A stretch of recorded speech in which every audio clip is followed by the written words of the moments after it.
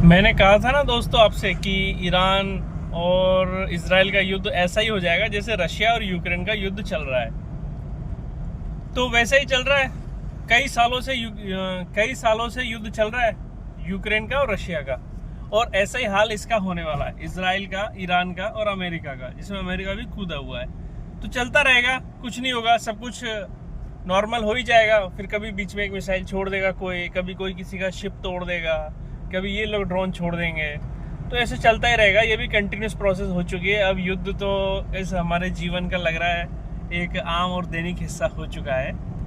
तो ये अब कॉमन सा होने वाला है कुछ टाइम, और सब देश जानते हैं कि ज़्यादा लड़ाई लड़ने से कोई फ़ायदा नहीं है, हमको आर्थिक नुकसान है, इकोनॉमिकली लॉस है। That's why they are not doing anything more than that.